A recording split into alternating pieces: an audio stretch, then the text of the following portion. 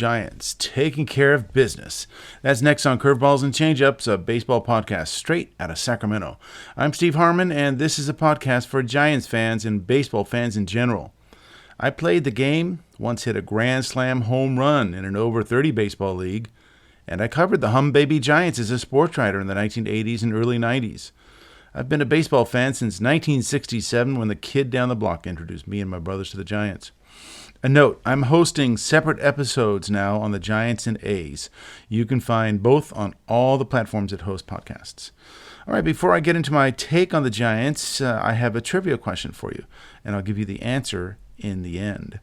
Who was the last San Francisco Giants player to hit 3 home runs in a regular season game? The question came up when Willy Adames came close to hitting 3 Sunday, when after hitting 2 home runs, his third drive went halfway up the fence in right center field, would have been a home run in 9 other parks. I'll give you the answer to that later. All right, the Giants take 3 of 4 from the Rockies after losing the series opener, so they did take care of business. They didn't want to settle for any kind of 2-2 split. They would have loved a sweep, but 3 out of 4 is what's called taking care of business. Willy Adames finally showed the power the Giants fans have been waiting for, hitting 2 home runs, his first 2 at home. That doubled his yearly total to 4. Both solo shots, and they gave the Giants a 2-0 lead early. And it put the Giants on track for a 9-3 laugher. The most runs the Giants have scored since they scored 11 against the Phillies 17 days ago. Logan Webb was the winner. He went 7 strong on Sunday, gave up just 1 earned run, 6 hits, walked 1, struck out 6. Nice bounce-back win from his ugly loss to the Padres this week when he gave up 5 earned runs on 9 hits in 5 innings. It didn't turn into a laugher really till later in the game. In the top of the 5th inning, the game was still in doubt. At this point, there was a real chance of the Giants having to settle for a 4-game split with the worst team in all of baseball. The Giants led 2-0 on those Adames homers, but the Rockies put something together in the 5th inning with a leadoff triple, a single for a run, and then a rare error by Webb. So they had runners at first and second, no outs, a run in, something cooking. But Webb got a ground ball to third baseman Matt Chapman, and that changed the whole complexion of the inning, if not the game. He is a miracle worker over there. You know, I played third base in high school and later, and I can see the difficulty on the plays that he makes, maybe more than most people. Those plays that he makes, even on the ground ball that he fielded on this one, was a tough kind of in-between hop.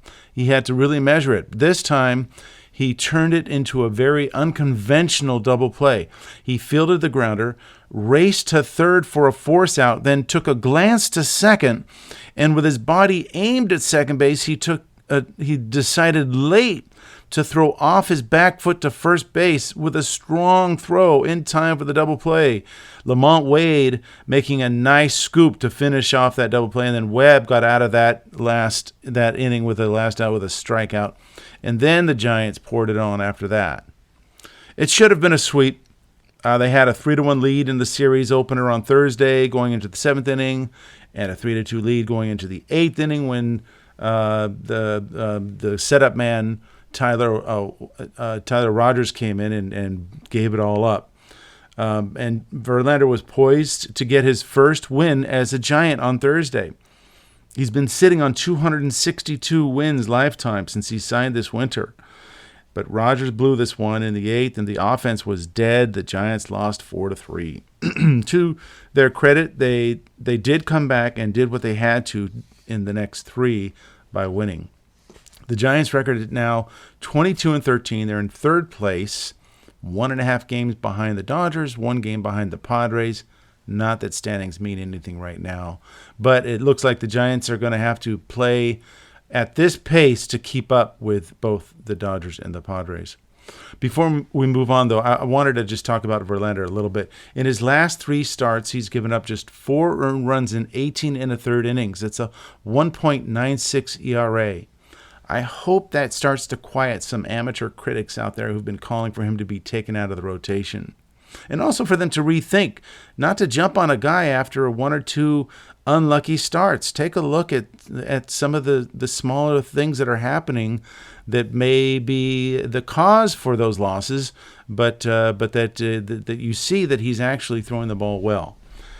Now, so after he had that unlucky start on Thursday, he had to be thinking, what did he have to do to get the run support that he saw pitchers get over the weekend? The Giants scored 6 on Saturday and then 9 on Sunday. It would be great for Verlander to get some run support in his next start.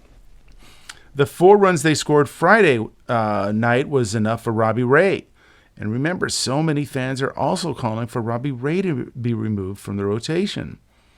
Just so little patience on fans' part, or a little understanding of why he may have had some rough patches early on.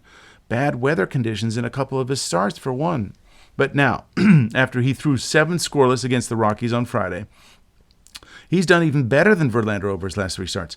19 innings, 4 earned runs, and an ERA of 1.89. Ray is now 4-0 with a 3.05 ERA. The Giants have won all 7 of his starts. I was rooting for him to get at least one more inning in Friday's game. He had another efficient start. Was at only 86 pitches through 7 innings. He could get another inning in under 100, I thought. And in fact, I mean, you know, if you really wanted to, you could have gone the full distance, and he probably would have been under 110 pitches. But either way, he threw great that night. He threw first pitch strikes to 18 of 24 hitters. He used his slider and changeup a little less in this one. And I was just observing that I thought that he just felt like he could just throw his fastball by this weak Colorado lineup. So that's all he did. But expect him to add back those pitches in his next start. Jordan Hicks. The knives are still out for him. His ERA is still over 6, so people see that and they want to jump all over it. He wound up giving up 3 runs in the 6th inning in his start on Saturday, but his first 5 innings in Saturday's game were outstanding. Gave up only 1 hit through 5, but had only a 1-0 lead. He showed signs of dominance in this game, but he had a wonderful use of his sweeper. It seemed like that was the go-to pitch for 5 innings, and then suddenly he just lost command of his fastball, and then he looked like he lost confidence in his sweeper. So he walked his the first hitter of the 6th inning, and then he gave up an opposite field ground ball single to right field, and then another ground ball single to right field for another run and 2 runners on. I mean, just a ground ball hit just a foot or 2 the other way, and you would have had outs. But it was a bit unlucky, and that was it for him on that night. And those 2 runners wound up scoring to make it 3-1 Rockies. But his final line, Hicks gave up only 3 hits and 2 walks, struck out 7. And thankfully, the bullpen kept it close, and the Giants rallied late. That was the game where Matt Chapman hit his grand slam home run. That was on the back of 3 walks and a Jung-Hoo Lee bases-loaded single. And that was enough for a 6-3 win. And so, you know, the fans pining for the 3 veterans to be ousted from the rotation won't be happy until Hayden Birdsong is in the rotation. I just have to say that he's been great. I have nothing against Hayden Birdsong. I love all of the potential that he has. I love that what he's brought out of the bullpen. But don't bet on him joining the rotation anytime soon. For one, he's been valuable out of the pen with his long relief stints. For another, the veterans are solidifying. But also, if he would step into a starting role, the Giants either would have him going very short stints, maybe 3 or 4 innings at the most to start with, and he wouldn't really get up to speed for 2 or 3, maybe 4 starts. Or they could send him to Sacramento to build up his arm strength and then have him start, maybe 3 or 4 games down the line after that. But that is a long way off. I don't see it happening right now. The formula seems to be working. All right, I wanted to go back to Adames.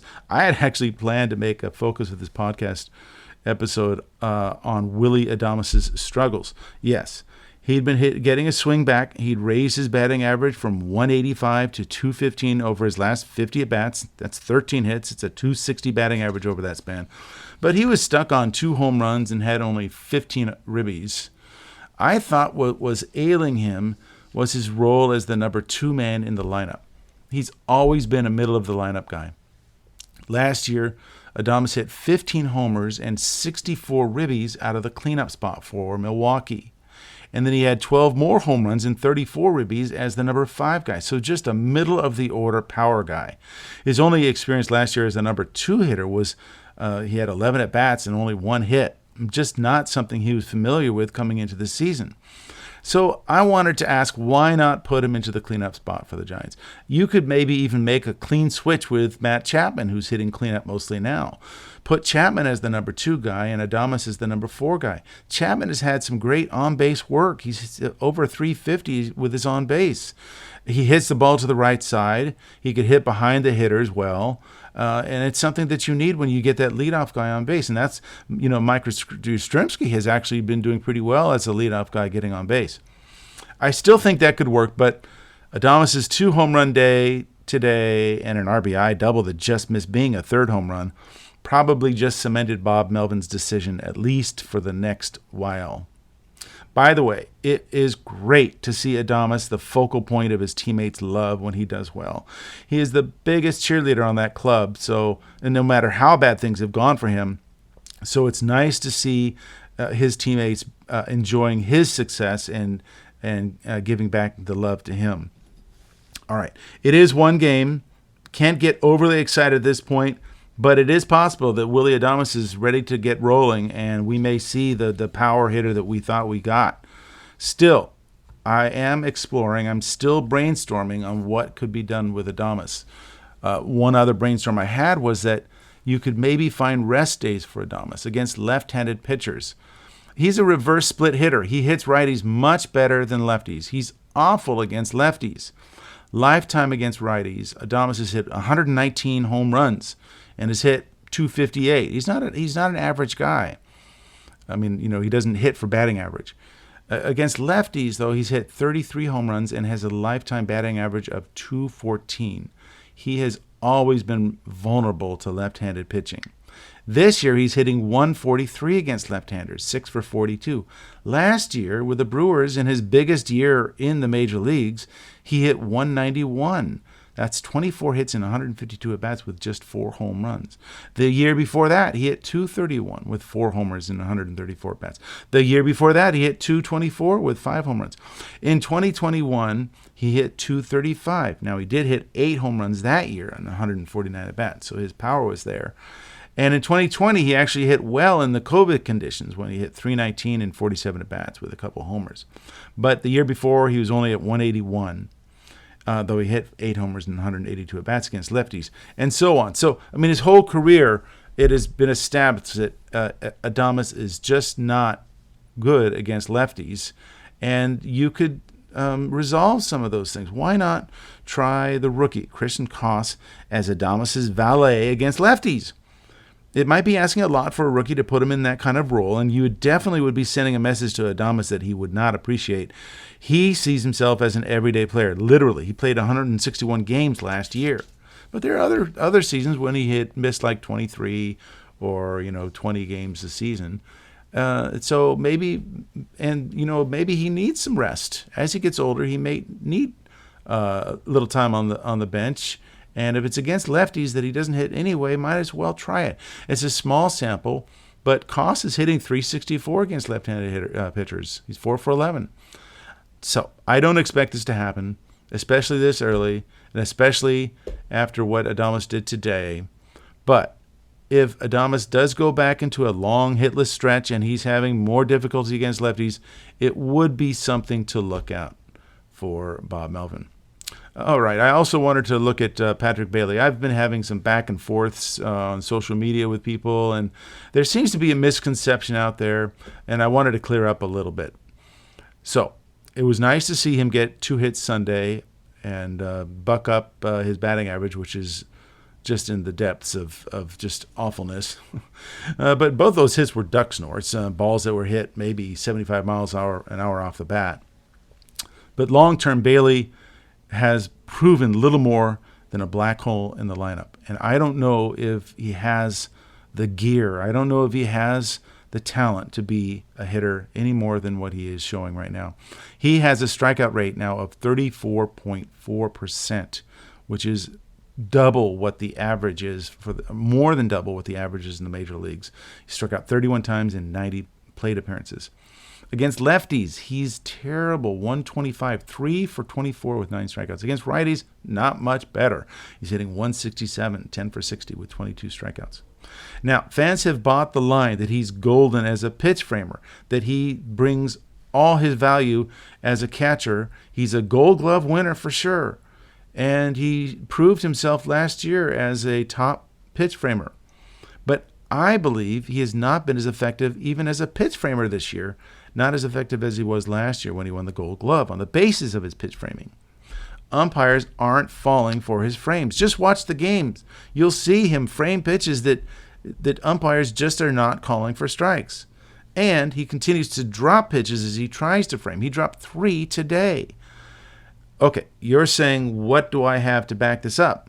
Well, I usually stick with my eye test, and I usually can see what's going on just by watching the game. But I went to the source that folks in the analytics world swear by, Baseball Savant. They have what's called the StatCast Catcher Framing Leaderboard. This is where you can see that Patrick Bailey led the major leagues last year by converting 52.5% of non-swing pitches into strikes in the so-called shadow zone, pitches that are right on the edge of the black of the strike zone that could be called either way. He pulled them in at 52.5% rate for strikes, and that was the best by far in the major leagues. This year, he's 17th best in the majors at 45.1%. That's a huge drop-off, folks. He's not going to get a Gold Glove on that. Mix that with his weak bat and other issues like dropping pitches, allowing pitches to get by him, and you see why I'm pushing for more looks for Sam Huff.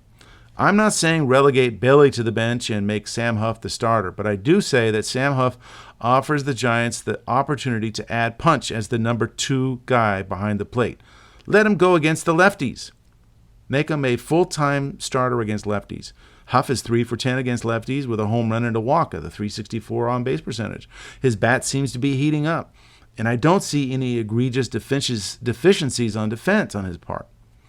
So let's give that a try, and just keep it in mind. His pitch framing is not as good as it was before, and that really is his whole value. Now, speaking of giving players off the bench opportunities, good to see Bob Melvin give Luis Matos an extended look this weekend. Gave him a couple back-to-back starts, first to spell Wilmer Flores at DH, and then to spell Elliot Ramos in left field. And Matos couldn't have made a better early impression than what he did. He homered in his first at-bat Saturday, actually doing a really nice job waiting on a curveball and slamming it. Then he walked twice, scoring twice in the Giants' 6-3 win. And then, so of course you hit a home run, you have to start the next game, right? And Matos went 2 for 4 today with a double and looked great out there. So not a bad choice by Melvin, and it could be something that he's able to pull out of his back pocket a little more and maybe light a fire under Ramos. I know Ramos has begun to heat up a little bit, but Ramos did go 0 for 4 with a couple of strikeouts in, Saturday's game. So nice to be able to have somebody to spell him for a minute. All right, so how are the Giants winning? They're 21-13 on the season. They have done it with basically wire and chewing gum and masking tape. I've been saying for a little bit now that when the Giants win, they mask some fundamental problems they need to address. So I'm not complaining. I think it's great that they are able to win when they don't have all cylinders kicking, and they have not begun to really hit like you think they should. But at this point, we're actually it's 22-13. We're 35 games into the season, and they still have the third lowest batting average in the National League at 228. And that's seventh lowest in the major leagues. The major league average is 245. They also have the fourth lowest on-base percentage at 307, the fourth lowest slugging at 378, the fourth fewest stolen bases with 21. They've struck out 284 times, which is second most in the major leagues. They have the third fewest hits with 248. So why are they winning? Well, they are scoring runs. They are eighth in runs. They are hitting well with runners in scoring positions. They're above league average at hitting 265 with runners in scoring positions. The major league average is 248. And then runs in scoring position with 2 outs, they're hitting 252. The major league average is 234. They're also holding their opponents to just a 234 batting average. They're tied for the second fewest home runs allowed in the major leagues with 25. And they just seem to have some magic. Little League home runs to win games, the most walk-off wins, 5 in the major leagues, and just timely hits. They don't have, an amazing number of rallies. They really have more. I should take a look, but it would be interesting to see how many scoreless innings they have compared to most other teams. I think it would be a lot higher than a lot of teams.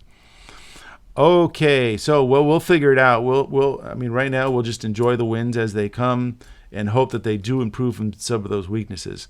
All right, so coming up this week, the Giants hit the road. They head to the Midwest.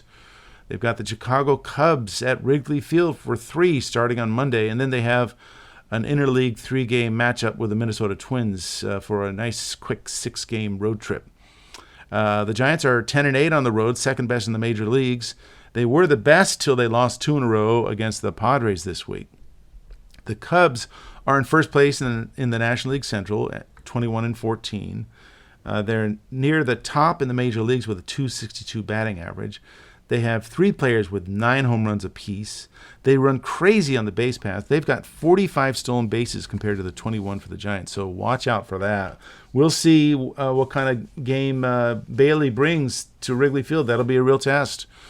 The Cubs are coming off a 4-2 road trip, though they just lost today in a 4-0 shutout to the Milwaukee Brewers, and they may have lost their top pitcher Shota Imanaga with a hamstring issue.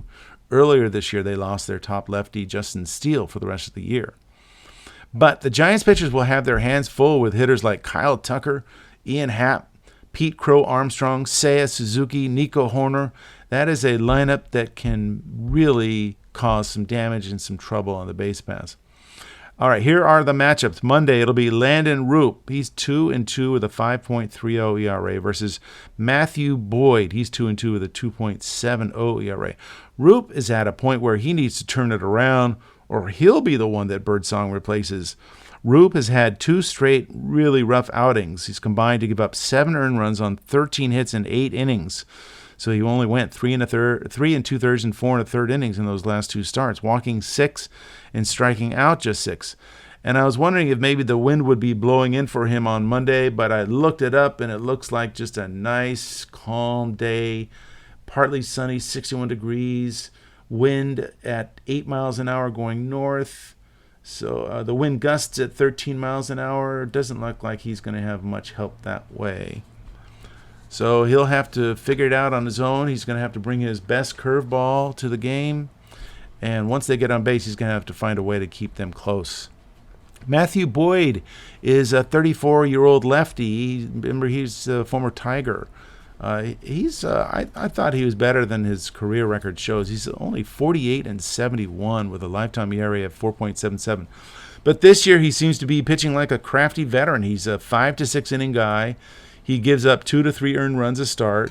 His best start of the year was a month ago when he held the Padres scoreless over 6 innings. So, and lefties are always present a problem for the Giants. We'll see how they are able to handle this lefty. On Tuesday, it'll be Justin Verlander, who's 0-2 with a 4.38 ERA, against Colin Ray. He's 2-0 with a 1.46 ERA. He's the former Brewer This year he started with the Cubs out of the bullpen, but he joined the rotation after 3 games out of the bullpen. In 4 starts, he's given up 4 earned runs in just 19 and third innings, so not bad. His last start against the Pirates was his best. He gave up 2 runs on 4 hits in 6 innings in a win. Then on Wednesday, it'll be Robbie Ray. He's 4-0 with a 3.05 against Ben Brown, a tall young righty who's 3-2 with a 4.88 ERA.